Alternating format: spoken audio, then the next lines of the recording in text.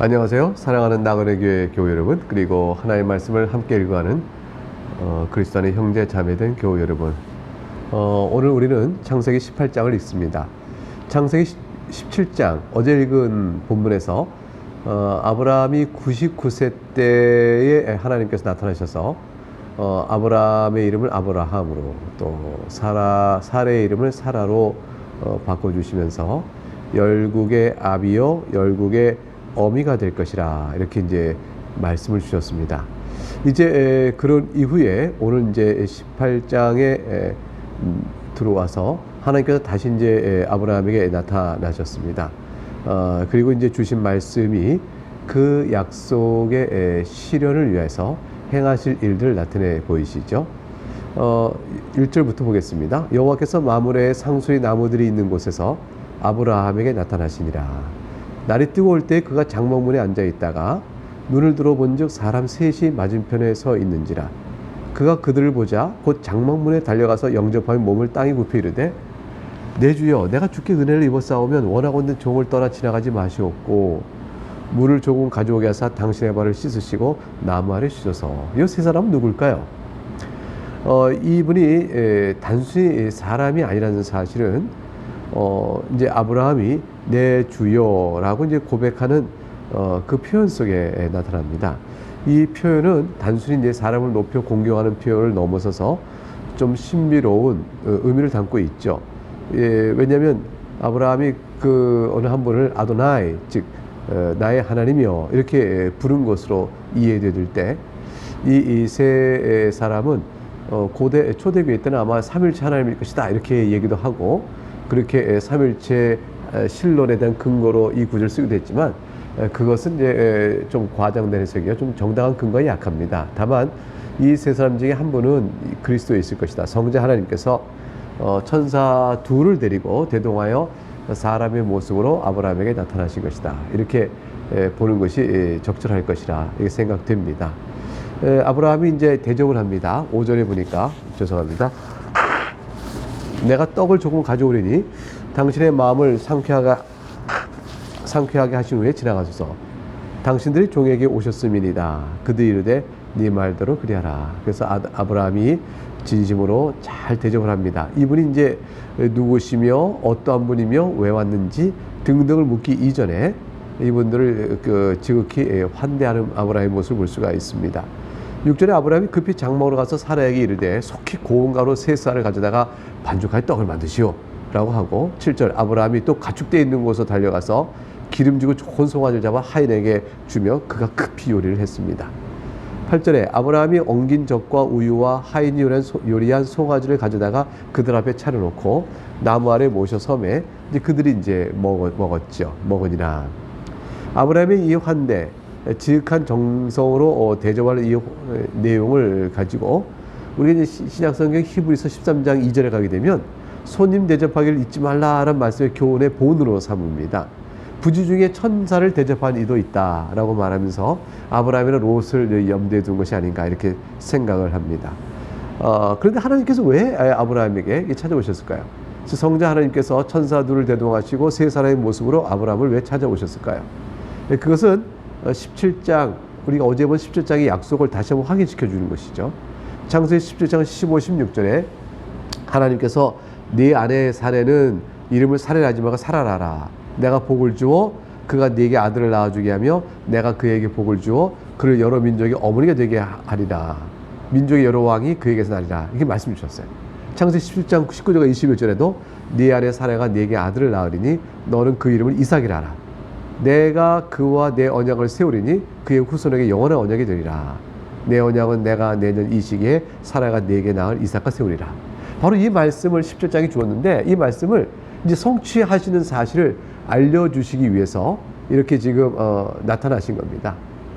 그래서 90세가 되는 이제 사라의 몸, 이제 아브라함 100세가 됐겠죠. 99세 때 17장에 나타나셨잖아요. 그래서 이제 한 해 다음 해에 사라가 90세 됐을 때 이삭을 출생할 수 있도록, 즉 아브라함 99세 된 이때 사라의 나이는 89세니까 미리 이제와 수태고지를 알려주고 이제 이렇게 그런 일이 있을 것이라 얘기해주고 그 다음에 이제 아브라함 100세 때 사레 90세 때 이제 아들을 출생하게 됩니다. 약속의 아들 이삭을 출생하게 되어지신 것이죠. 그래서 이건 사라에 대한 커다란 하나님의 약속의 내용을 이루시기 위해 찾아오신 하나님께서는 사라의 믿음을 든든히 세워주는 그런 귀한 은혜를 베푸시는 내용이라 볼 수 있습니다. 이제 구절을 보면 죄송합니다. 구절을 보면 이제 그들이 아브라함에게 이르되 네 안에 사례가 어디 있느냐 이렇게 사례를 찾습니다. 장막이 있습니다. 10절 그가 이르되 내년 이맘때 내가 반드시 너에게 돌아오리니 네 안에 사라에게 아들이 있을 것이다 이렇게 말씀했어요. 사라가 이제 그 뒤 장막문에서 그 소리를 들었습니다. 하나님께서 이 말씀을 해 주시고 사라가 어딨냐 찾으신 것은 사라가 이제 장막문에 듣고 있는데 사라가 어떤 마음으로 듣고 있는가를 알고 이 말씀을 일부러 물으신 것이죠. 11절에 이제 아브라함과 사라는 사실 이때 나이가 많았습니다. 사라에게는 당연히 나이가 많은 만큼 여성의 생리가 이제 끊어진 상태죠. 벌써 끊어졌겠죠.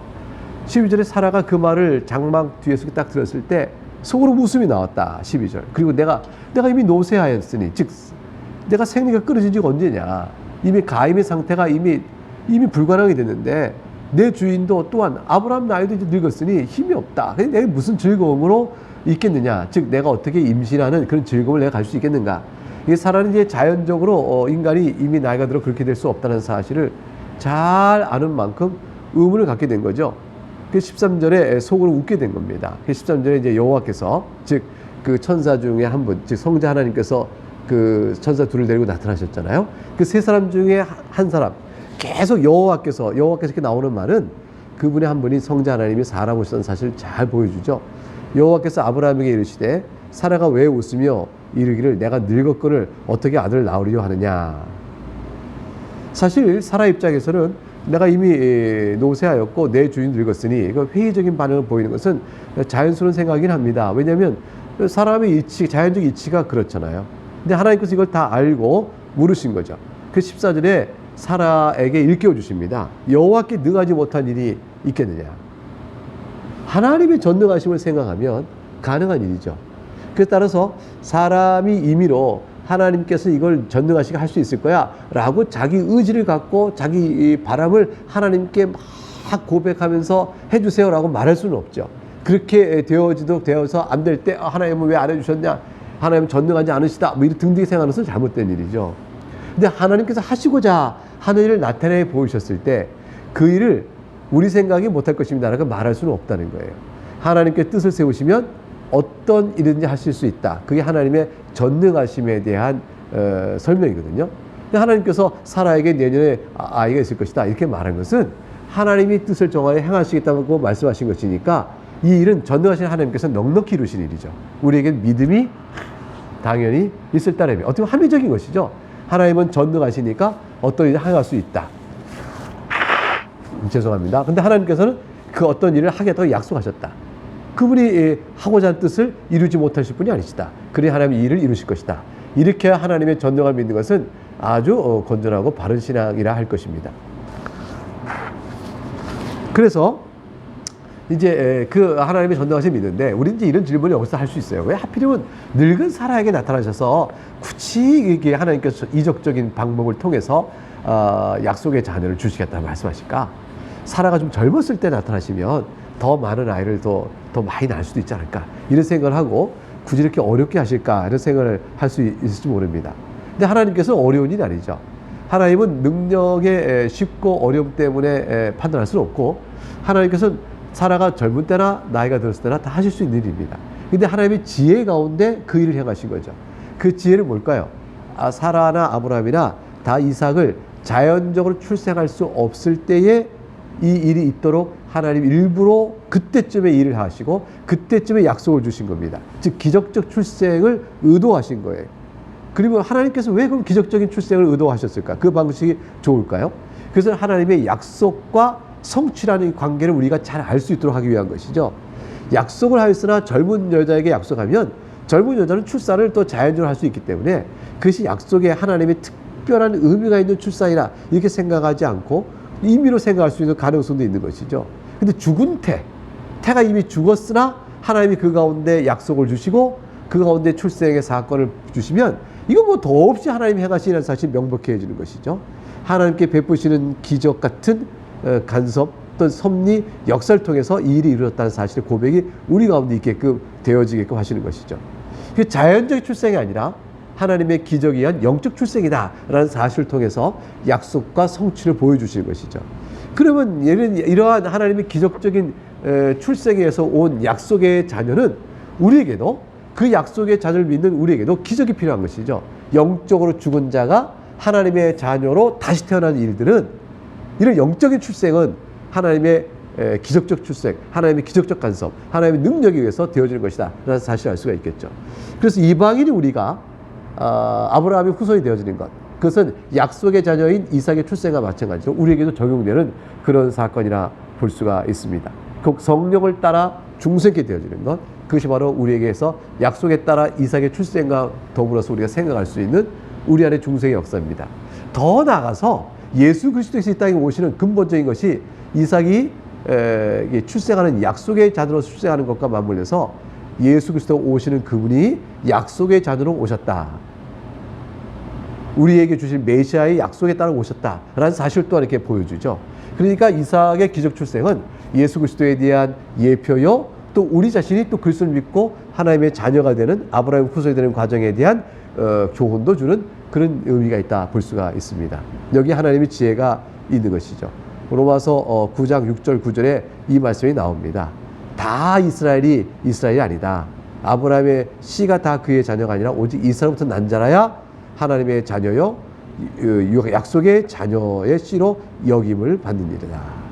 약속의 자녀는 하나님의 명년에 내년에 때가 이르니 사라에게 아들이 있을 것이라 말씀하신 그 약속에 따라 이루어진 자녀다. 이렇게 말씀함으로 육적 아브라함 후손이 이스라엘이 아니요 영적 이스라엘이야 참 이스라엘 아브라함의 후손이라는 사실을 잘 설명해주고 있습니다.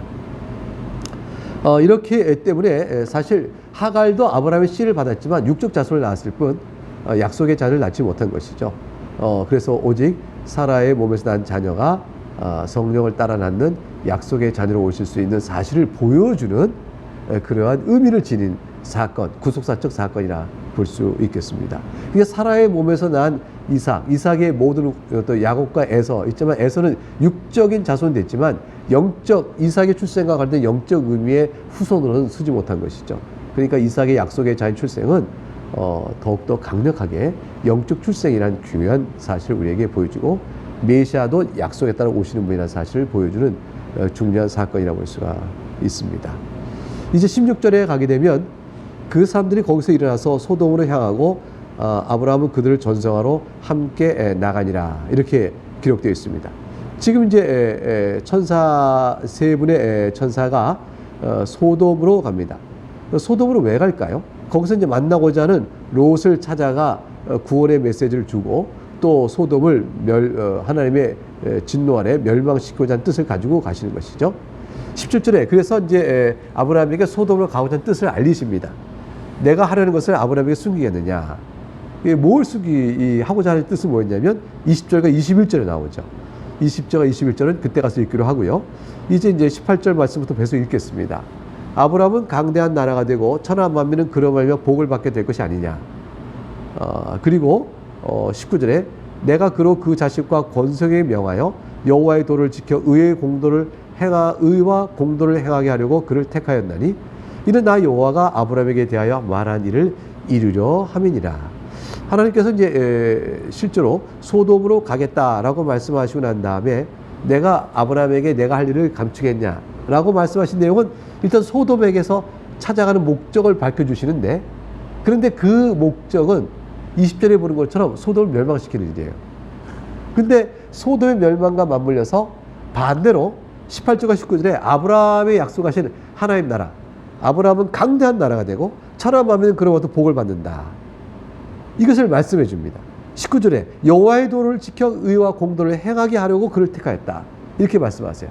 그러니까 이제 하나님 나라는 강성해지고 또 소돔과 같은 세상 나라요 심판받을 나라는 반드시 멸망하게 될 것이다. 이러한 영적 사실을 18절부터 내용 속에서 대조하여 말씀해 주십니다.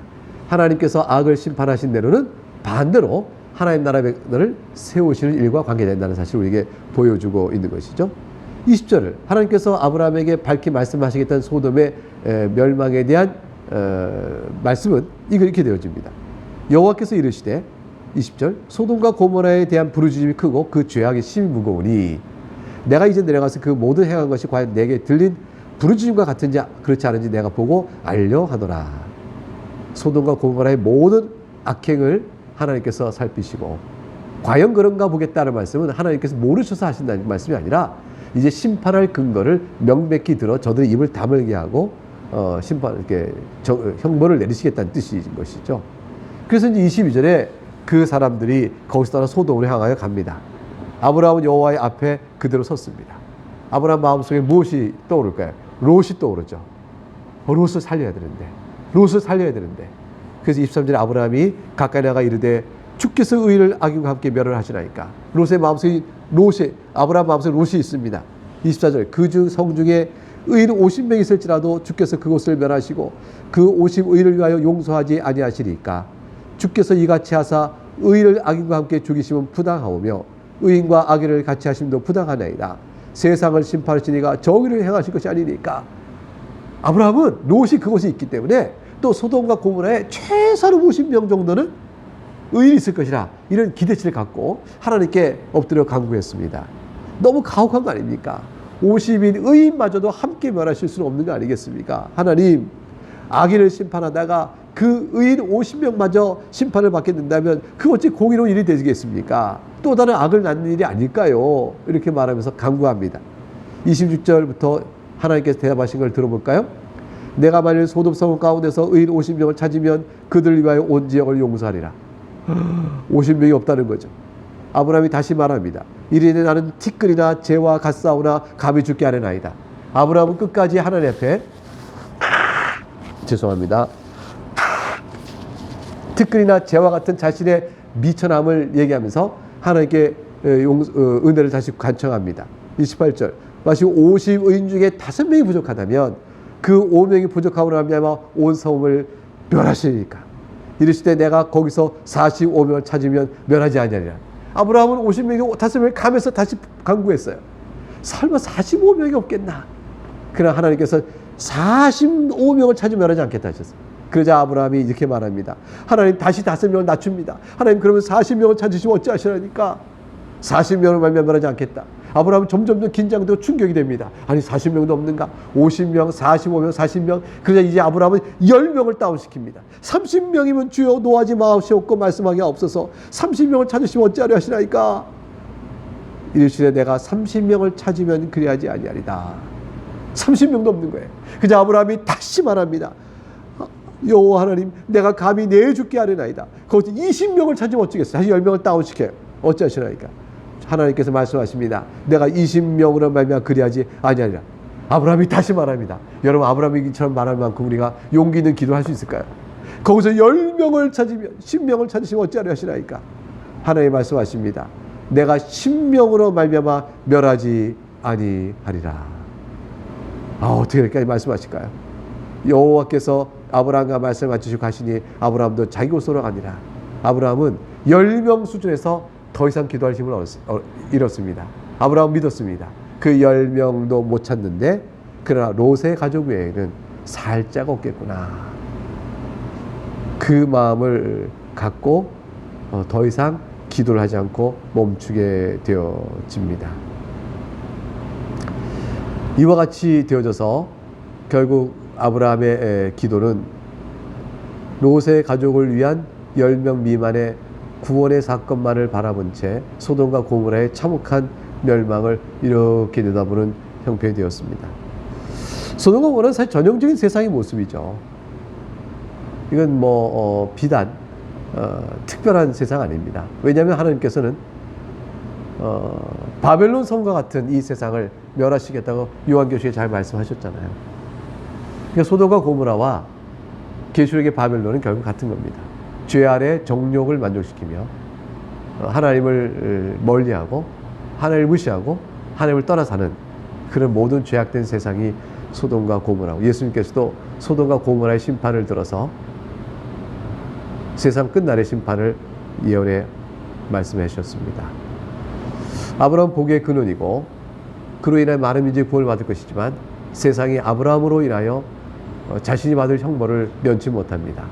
아브라함의 복의 근원인 것은 하나님이 택하사 아브라함의 후손이 되어져 성령의 은혜로 구원받은 그런 자들이 바로 아브라함으로 인하여 복을 받는 경건한 하나님의 백성이 되는 것입니다. 여러분과 제가 그 사실에 그 은혜에 힘을 입어 구원받아 주 앞에 서게 된 아브라함의 후손이 되어진 것이죠.